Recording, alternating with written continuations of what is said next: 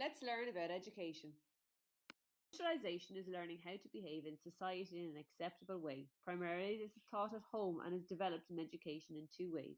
Formally, through subjects taken such as SPHE, where we learn morals and values, and informally, through the hidden curriculum, which is never explicitly taught but just reinforced, learning things like empathy, punctuality, and sharing. Education develops the individual physically, intellectually, morally, and emotionally. Education provides the opportunity to develop hand-eye coordination and dexterity by playing with toys such as shape sorters or jigsaws. PE develops balance and agility, and practical subjects can enhance coordination and motor skills. Education contributes to intellectual development as it provides access to educational resources. It challenges and tests intellect in subjects and extracurricular activities, and exams and homework motivate students to achieve their full potential. Education encourages moral development as students are expected to conform to their school ethos or beliefs. School rules teach students how to live by laws and norms in society, and moral dilemmas are examined in subjects such as SPHE, which instill the difference in students between right and wrong. Children gain independence from parents as they move to school. Interactions with peers allow them to become more aware of other people's feelings and allows them to develop empathy. And coping skills such as meditation, organisation, and dealing with stress are all taught at school. Basic education like numeracy and literacy skills, qualifications for all through LCA and LCBP, specialised skills in subjects like woodwork, work experience in transition year LCA and LCBP, and develops qualities like punctuality and respect through the hidden curriculum. What factors influence educational achievement? Your school environment, the size of your family, the attitude of your parents, your own intellectual ability, your friends, and your environment at home.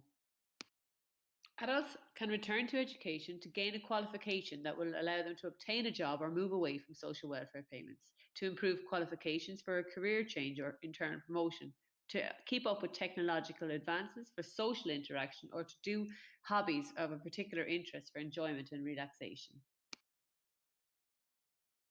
Adults consider cost when returning to education. Is there any financial assistance schemes? Supports available to make their transition back to education easier? The course delivery, consider its flexibility to ensure the return can fit in with their lifestyle, and the course specifications, does it meet their needs? Students with special educational needs are supported with resource hours, one-on-one or small group sessions. Assistive technology like laptops, which allow them to maintain independence in their learning. Reasonable accommodations, for example, students can get a scribe or a reader during exams, and SNAs provide non-teaching care to students. The Early Childhood Care and Education Scheme is a free preschool scheme for over threes.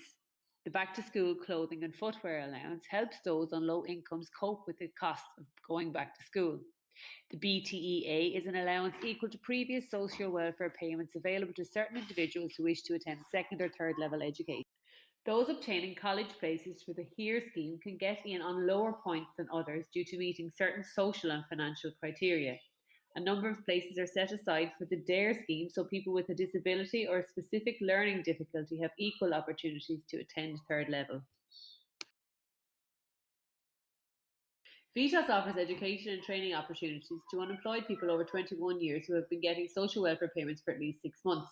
Springboards provide free places for unemployed people on part-time or full-time courses from certificate to postgrad level. Participants still receive social welfare payments, and Youth Reach provides education and training to early school leavers. They receive a weekly training allowance.